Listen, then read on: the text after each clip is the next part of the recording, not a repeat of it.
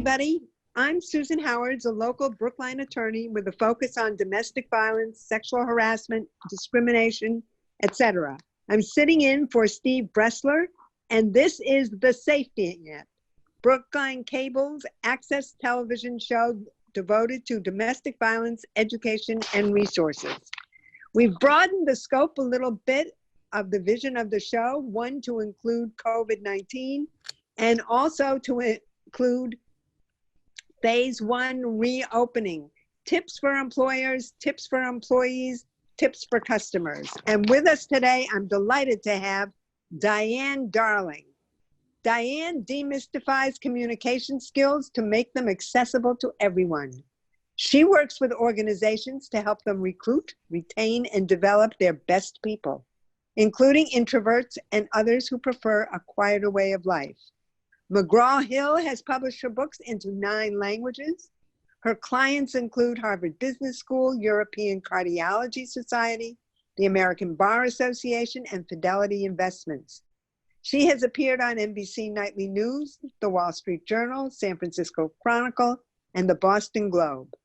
Travels include all 7 continents, 60 countries, and she lives right in downtown Boston. Diane, welcome. It's a pleasure to be with you, Sue, today. A real joy.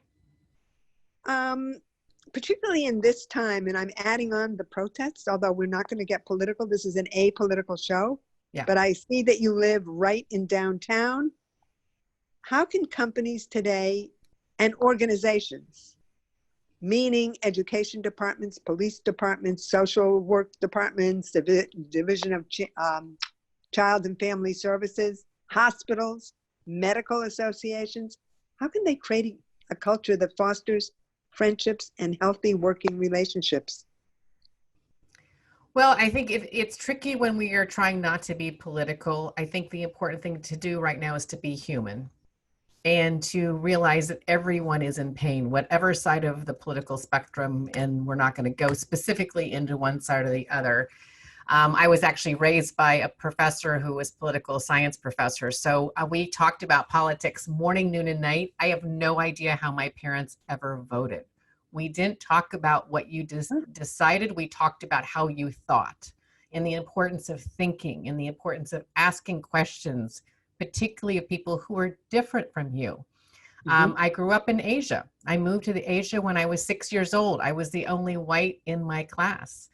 And so I grew up in a really different environment. And it wasn't until actually my dad had passed away and he remarried that his second wife told me how she thought he voted. But we had never discussed that specifics. It was really, are you thinking? Are you asking questions? Are you learning? Are you caring about other people? So I think that one of the most important things any organization can do, I mean, as you said earlier, I am right downtown. And the reason I closed the window is I live near Mass General. Mass General is one block that way. I'm in what's called the West End of Boston. So for some people who are, quote, old timers, you might remember the West End is between Beacon Hill and the North End. And the West End was torn down in 1959. It's considered one of the worst cases of urban renewal in Boston's history. I think in actually US history. And they did it to get rid of immigrants and Jews. It's a very troubling story for a lot of people. And my neighbors, several of my neighbors actually are original West Enders whose homes were lost. Leonard Nimoy keeps the story alive because he was Jewish, and they actually, I think, undid his power and water of his family to displace them.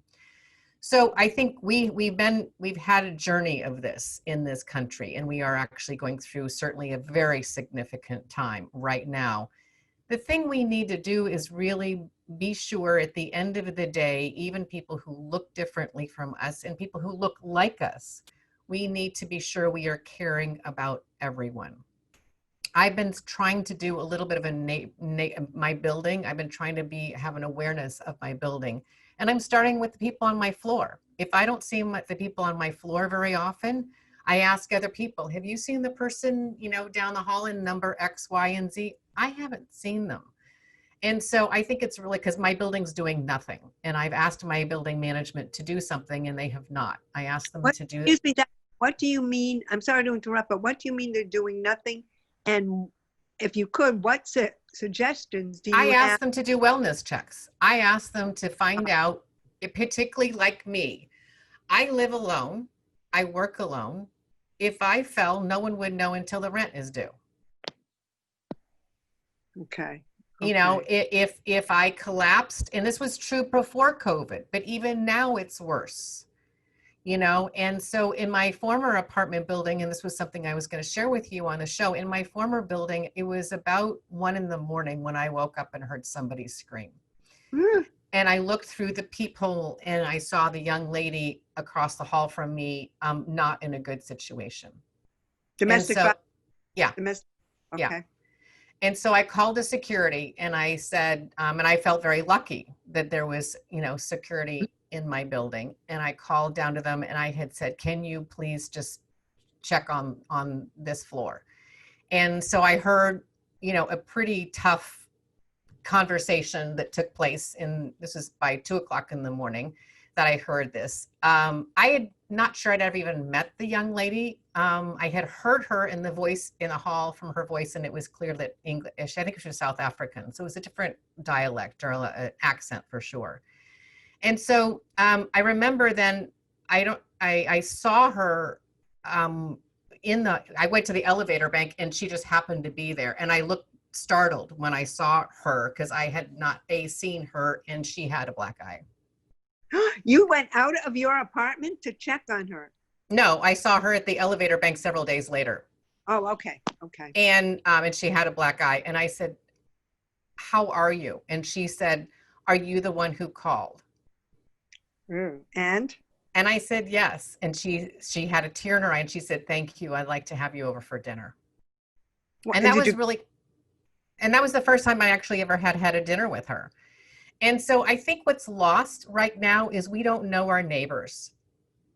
You know, I mean, when I grew up in rural Indiana, we would go next door and, you know, can I borrow some tomatoes? I ran out, you know, or here's an apple pie. You know, I made two because I had too many apples. And Duval Patrick, our former governor, told the story about, you know, when you moved to the Midwest in a new neighborhood, everybody brought you a pie. He said, when you move to a new pie in Boston, everybody expects you to bring the pie to them. That's very cute. And it's cute, but it's true. It's true. So I am really trying to be a neighbor right now. And there are people with so much isolation from COVID. What I'm doing is I'm waving at everybody. When I go for a walk around Beacon Hill, when I go for a walk in the North End, I'm intentionally with my mask, just making a wave. I'm making a wave. Anybody who I see in medical scrubs, I say, thank you. Thank you. You know, I may, you know, if I died tomorrow, I'd like to be in my obituary. That was the woman that waved to me. I would be just fine with that. I think we need to, if we can't smile because we are wearing masks, we can wave.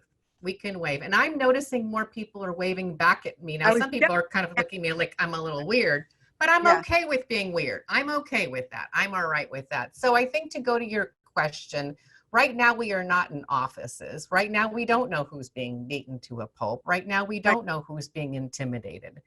But this is a time for us to foster relationships. This is a time for people to get to know each other. In my former office in St. Louis, there was a woman who started asking me about Thanksgiving where I was going for Thanksgiving. And I thought that was a kind of a nice conversation. Well, unbeknownst to me, she thought I had anorexia because I was quite thin. Wow. And that was her way of starting the conversation to say she cared about me. And so I think we can right now when we're on Zoom calls and when we're on, you know, all these different devices and whatnot, it might be a chance for us to get to know people in a different way, in a different, you know, and using these tools and having these opportunities to have conversations with people one-on-one that we hadn't been before. Zoom has polling tools. So you could actually do a poll of, you know, what do you miss most? Do you miss going out for ice cream? Do you miss going for, you know, a vacation? You could say, what's your biggest stressor right now? I mean, and again, my filter on this is very different because I live alone and I work alone. And so I think for people like, I just found a Facebook group, which I like and don't like because Facebook makes me a little crazy, but it's for people who are living alone during COVID, and there's a lot of isolation. There's a lot of feeling like, if I read one more article about somebody who misses their grandchildren, I'm going to scream. Nothing against the fact that, you miss your grandchildren. I don't have grandchildren. My parents are in heaven. My siblings are far away and we're not that close to begin with. So I literally do not have anybody. And I do have a network of business, acquaintances. And I'll say that with a small a. But I don't have people who call me and say, hey, Diane, how you doing? So if I was in a compromised situation, and I'm not in a relationship right now, but if I was in a compromised situation, it would be very isolating. So I think we really just need to build relationships wherever we possibly can. I've asked my building management, can you do wellness checks? And can you particularly do wellness checks for people who are alone? What did And they say? well, they said yes, and that was April 6th, and they haven't done a thing. And I wrote, there's security in your building? there is security in my building, and I am very troubled in my building right now that the only people who are working here are, and I want to rephrase that, I'm troubled by the fact that the management is gone and that the only people who they have left working here are people of color. I'm not upset because they're people of color. I'm upset because they have chosen to not be here in a situation where they could have a bigger presence. And I feel because of COVID, do you think? Well, that the claim is COVID, but the manager has a private office, and if nothing else, he could be doing Zoom calls with people in the building and getting to know us. Do you have a buddy system in the building? Could you start one?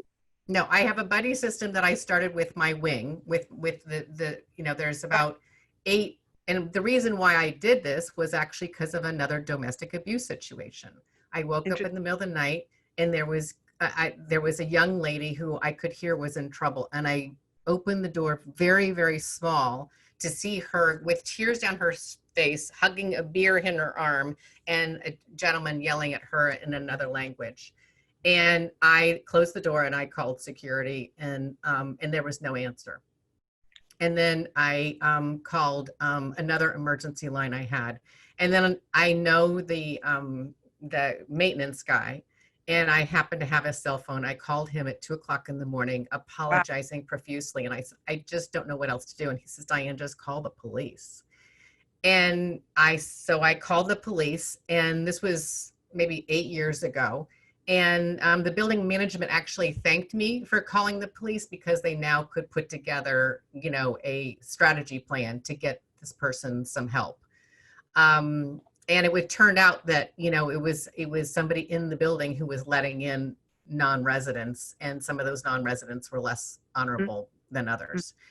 So there's an uptick right now by 27% as of last week in Boston in domestic violence. Yeah. My concern as somebody who works in this field 24/7 is, are people like you have helped feeling comfortable enough during these days to call the police for help? For instance, Brookline has a fabulous domestic violence unit. Fabulous, really. They're on the cutting edge. I think Boston also has a good domestic violence unit. But my concern is that people are going to be so terrorized by TV and what they see, and that the anger, which may be righteous, which is righteous, will spill over, and there'll be terror, and they won't call for help. We have good resources finally. I don't know if you're seeing any of that. Well, this will be a little bit of a wacky segue, but I'm a football fan, and they always say the domestic violence goes up, during Super Bowl, and football is the problem. I'm like, football isn't the problem. The problem is that someone's drunk too much, and someone's actually then bet too much money on a game without knowing what they're doing. So I think we need to actually look at some of the deeper issues here. I'm not happy about all these happy hours on Zoom. I don't think it's a good idea for people to be drinking alone, and maybe drinking, every night when they didn't before. If you went out to drinks, you could, George Clooney is famous for this actually. George Clooney would go into a bar and he would tip the bartender $100 and he would say, fill mine with water. Mm-hmm.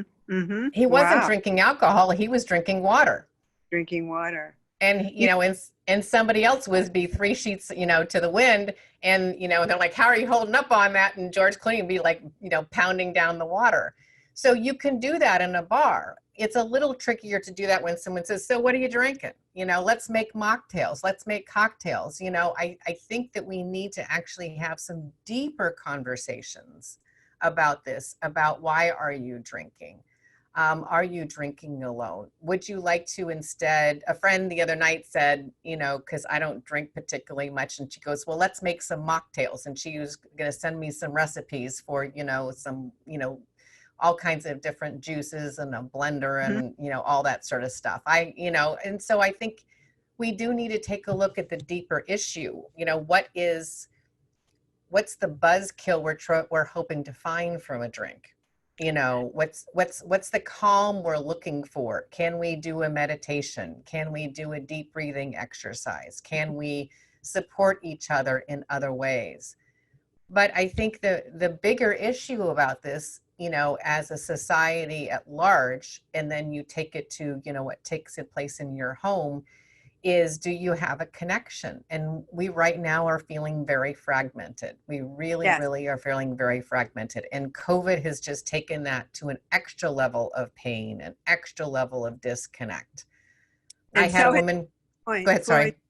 So is Mr. Floyd's death has taken that to an extra level. One of the things in the field, we try to separate alcohol from domestic violence, that occurrences of domestic violence are not necessarily caused by alcohol. They're caused by a need for power and control. And abuse happens whether you're drinking or not. Yeah. And that's a hard separation to make continuously. Absolutely. So, I have a friend who I don't think will be seeing this, but he's a dry drunk and he's a recovered alcoholic. And I did a trip with him several years ago, cross country, and it was one of the most miserable situations in my life because he was verbally abusive to people in several situations. And I was naive. I was completely naive. I'm thinking, so he's not drinking, well, because he's not drinking doesn't mean his bad habits have changed. Exactly. What about in businesses as people return to work? What do you expect to see? Do you think discrimination? I'm seeing a lot of discrimination based on whether or not you're wearing a mask in Brookline. I'm hearing people call people out for not wearing a mask. I mumble to myself, but I'm just sort of, seriously, I do, because I find it so incredible. Just put the mask on. Fine. Well, no big. There's a gentleman in my building who refuses to wear a mask. I've given him a mask. I've given him one I had from before they were ever giving out masks. Our building has given everybody 2 masks each. So this gentleman has at least 3 masks. He lives by himself. He's got at least 3 masks. He refuses to wear a mask. And, he's an eccentric person. He's a very eccentric person. And he was eccentric when, I first met him, and he still is eccentric now. I just really, and several, when I tried to talk with him, people say, Diane, don't waste your breath. He's a lost cause. And if that's the case, that's a case. I don't want him necessarily punished. But I also do feel that there's a deeper issue here, that he just doesn't care about other people, and he's just that selfish. Right. And so when I see people without masks, I carry 2 extra ones that are clean whenever I go out for a walk. And when I see somebody without a mask, I offer them a mask. And so far, I've only given out 2.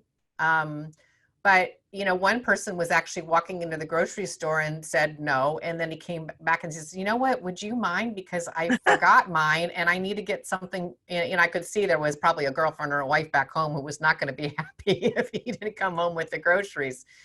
And I could tell he was sincere. I could tell he was innocent in this. Right. Right. So, I like it when the police are giving out masks. I saw that, I think, on the news in Somerville or whatever else it is. So I think that, there's a difference between shaming and encouraging. I think that, I feel actually quite blessed to be in this area, because I do find most people in the Boston area, maybe not in Brookline so much, are wearing masks. When No, I go for, they are, but those who aren't are shamed. well, and I think that they need to be asked, I invite the question, what's the upside of not wearing a mask? What is it? Well, that's what I would ask them. What are they getting by not wearing a mask? Has anybody responded? Some people have been, they kind of look at me, well, I don't have to. I'm like, why don't you have to? If I see them at a stoplight, and I don't confront people that much.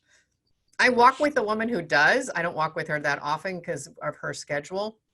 She confronts people quite frequently and she shames them. I'm not going to do that. I just don't see, I don't necessarily know that I'm afraid for my safety. I'm also not sure that that's the best use of my energy as a human being. Right.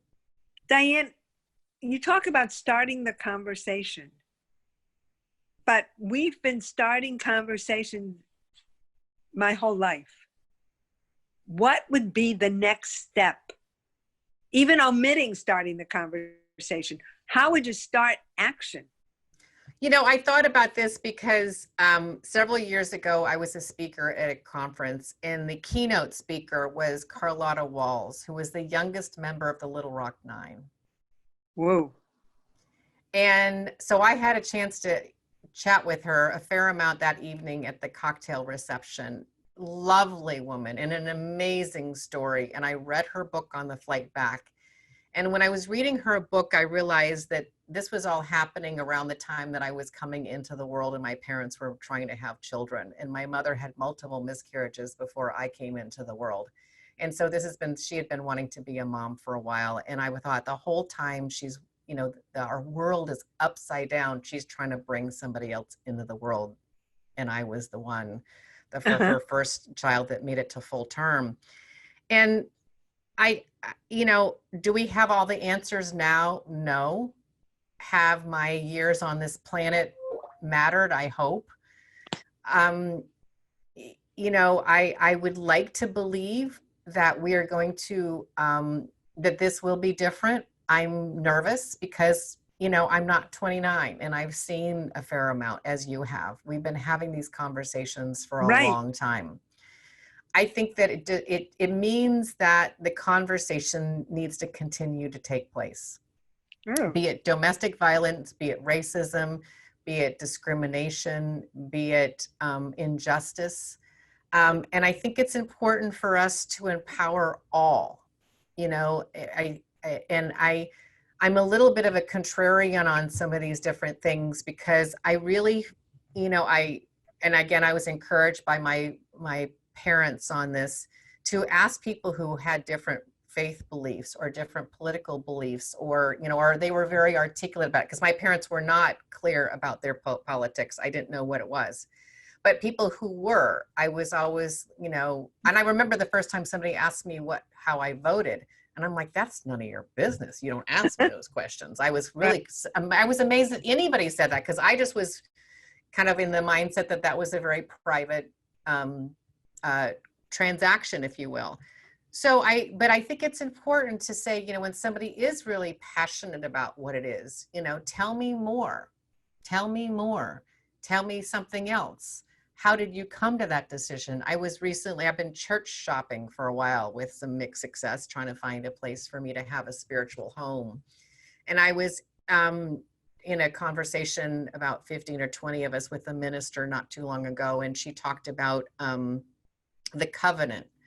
And I said, what's the difference between a covenant and a doctrine? And there was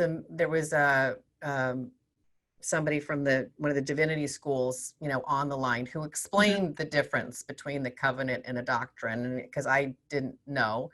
And I think these are just really interesting questions to go a little bit deeper with. One of the things, frankly, that caused me some caution on this church was the fact that I like the fact that they are socially active, but I also noticed that their social activeness on their website, and if you've ever designed a website, it's called a hierarchy. So you have the home page and then you have the other pages, and they're kind of a hierarchy. Yep. So their hierarchy was social justice, and then the next one or two things down the pike, down the line, was the members. And my thought was, why aren't the members higher on the hierarchy? Because it's kind of the whole idea, if you don't have your own oxygen mask on first, you can't take care of other people. Right. And right. so social justice is important to me, but it's not as important as my own oxygen. And if I'm not breathing, I can't do anything. So, it was an interesting thing for me. I'm like, well, maybe this isn't the right, faith community for me. I don't know. But I noticed that, that, and I think in some cases, as a white person, and these were all whites who were on this conversation that time, I think in some cases that we can be a little bit patronizing, and we can be caring about, issues, because it's not necessarily in our backyard. It's not necessarily in our household. And so these are more complicated questions. Very complicated. That we do need to discuss. But in the few minutes we have left, what advice would you give, not so much to organizations, but to people like just regular citizens, to either further the conversation or to take effective action, whether it's at a business, whether it's in courts as an attorney, whether it's speaking as you do all over the world? Give us a few tips that we could take from your presentation today and maybe implement, because I'm at a loss. I don't know what to do. So I keep quiet and I stay out of sight. Well, you do, this is what you do for a living, and you do amazing work. And I think it's important that people know, I would imagine, in a perfect world, you wouldn't have any clients on domestic abuse. I mean, that would be a good thing in an odd way, that you would no longer, your phone would no longer ring. I would say, for example, the lady down the hall, I'm guessing she's in her late 80s, and I hadn't seen her. So I just slipped her a note under the door when this first started. And I said, Joyce, I haven't seen you, just want to be sure you're okay. And my phone rang in an instant. So I think it is that one. There's no domestic, abuse situation I'm worried about there, but it was just, I hadn't seen her. I have kind of let my building know that I'm going to be a good citizen. I'm going to be a good citizen, and maybe I'll annoy you, but I'm going to be a good citizen. I am going to look out for people. Yeah. And, and when I did not hear from my own property manager, I wrote the CEO of the property management company, and I had said, I've not heard anything, and it's been a month. Whoa. She deferred it to her VP. That was a month ago, and I still have not heard from anybody. And then in our elevator is, we care about George Floyd. And I'm like, you don't care about anybody, is my takeaway. And so, it's been contentious in the building because their contract is up. I don't know what will happen, but I can assure you that they've done little to make people feel that, that may be the way that turns out. And if they had hired me as their coach for their culture, I would have said, look at COVID as a gift, which is kind of a weird statement, but you can now be on Zoom calls with all of your buildings, getting to know the people in the building, finding out who are some of the people who you maybe have been underserving. My building is mixed income. So yes, people are on social services, and then there are, market rate people. And then there's people who live in a third house, somewhere else in the world. Fair enough. So some people don't need anything. They don't. But if you can create a culture of care in this building, there's a lovely woman who's a nurse. I think she's a doctor or a nurse. I don't know. She was in scrubs, blonde, attractive, I would guess maybe late 30s. And I hadn't seen her in a while. And I just said, I don't even know your name. And we introduced ourselves. We swapped phone numbers. And she texted me the next day and said, thank you, because management clearly doesn't care. And she said, I live alone, and, I could trip, but I'm not on social services. So maybe that's how they factored in, because I'm not on social services. I don't matter. So I think we just need to have a message that we care, and so it does start with a hello. you know, right now, obviously in our building, fortunately it's not that tall, but we're one person per elevator in the elevator at a time, unless it's a family. You know, I have on occasions, if I'm wearing a mask and it's somebody who I've known lives in the building and they're wearing a mask, I'll say, listen, I'm okay if you want to just ride up to the, you know, next floor with me. You know, I sometimes take the stairs just so I know that I'm not clogging the elevator. I do whatever I can, but it is a matter of saying hello. And it's awkward maybe when it's people you've seen for a while and you've never acknowledged before. And this is the moment to say, you know what? We've seen each other in the building for maybe a few years. We've actually never said hello. My name is Diane. That's really good. Diane, you're available for training, aren't you?